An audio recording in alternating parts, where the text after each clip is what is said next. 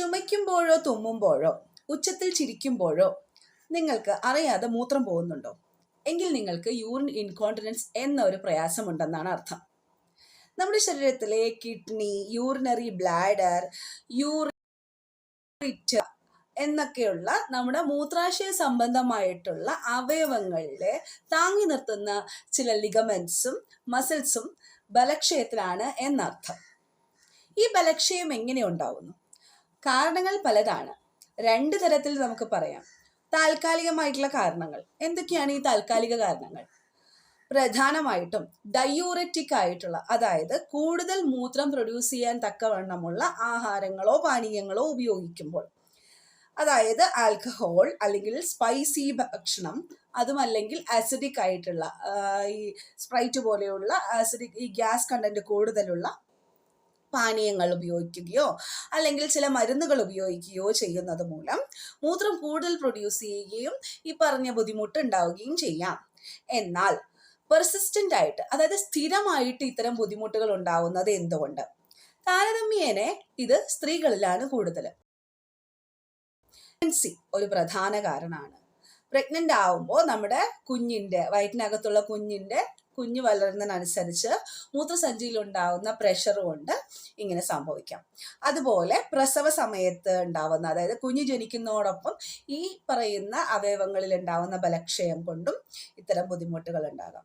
അതുപോലെ തന്നെ സ്ത്രീകളിൽ പ്രായം കൂടുന്നതിനനുസരിച്ച് മെനപ്പോസ് വരും, അതായത് മെൻസസ് കുറയുമ്പോൾ ചില ഹോർമോണൽ വ്യത്യാസങ്ങൾ ഉണ്ടാകുമ്പോഴും ഇത്തരം പ്രയാസങ്ങൾ വരാം. അതുപോലെ തന്നെ പുരുഷന്മാരെ അപേക്ഷിച്ച് സ്ത്രീകളിൽ UTI, അതായത് യൂറിൻ ഇൻഫെക്ഷൻ കൂടുതലായി വരാറുണ്ട്.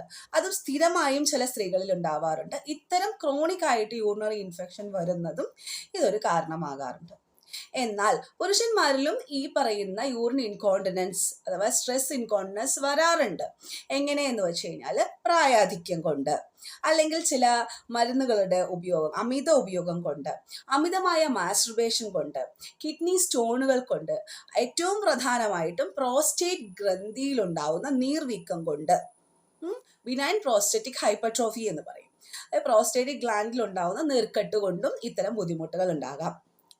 ഇങ്ങനെ ഉണ്ടാകുന്നത് തടയാനായിട്ട് നമുക്ക് എന്ത് ചെയ്യാൻ സാധിക്കും?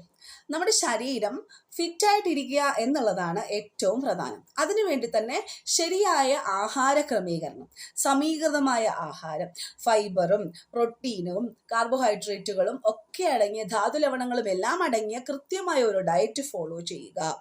ഒപ്പം ശരിയായ രീതിയിലുള്ള വ്യായാമങ്ങൾ എന്നുകൊണ്ട് ഉദ്ദേശിക്കുന്നത് പെൽവിക് ഫ്ലോർ എക്സസൈസ് എന്ന് പറയുന്ന, നമ്മുടെ ഈ പെൽവിക്, അതായത് നമ്മുടെ അരക്കെട്ടിലുള്ള അവിടെയുള്ള ഏരിയയെ ബലപ്പെടുത്തുന്ന തരത്തിലുള്ള എക്സസൈസുകൾ.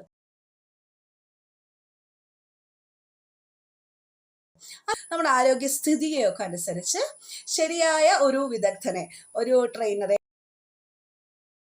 കണ്ട് അത്തരം എക്സസൈസുകൾ ഫോളോ ചെയ്യാം. അതുപോലെ മറ്റു അസുഖങ്ങളൊന്നുമില്ല, അല്ലെങ്കിൽ ഇത് മാത്രമല്ല, ഇതിനോടനുബന്ധിച്ച് വേറെ എന്തെങ്കിലും അസുഖങ്ങൾ ഉണ്ടോ എന്നുള്ളതും നമ്മൾ ഫോളോ അപ്പ് ചെയ്യേണ്ടതാണ്. ചില ആളുകളിൽ ഇത് വളരെ ബുദ്ധിമുട്ട് ഉണ്ടാക്കുന്ന തരത്തിൽ, മറ്റുള്ളവരോട് പൊതുസ്ഥലത്ത് ഇടപെടാനോ അല്ലെങ്കിൽ ഒരു യാത്ര പോകാനോ പറ്റാത്ത വിധത്തിൽ ബുദ്ധിമുട്ടുണ്ടാക്കുന്നുണ്ടെങ്കിൽ തീർച്ചയായിട്ടും നിങ്ങളത് വെച്ചുകൊണ്ടിരിക്കാൻ പാടില്ല. എത്രയും വേഗം ഒരു വിദഗ്ധനെ സമീപിച്ച് ഇതിനോടൊപ്പം ഡയബറ്റിസ് അല്ലെങ്കിൽ മറ്റ് ന്യൂറോളജിക്കൽ പ്രോബ്ലംസ്, അതായത് നെർവ് റിലേറ്റഡ് ആയിട്ടുള്ള പ്രോബ്ലംസ് നമ്മൾ ശ്രദ്ധിക്കേണ്ടതാണ്.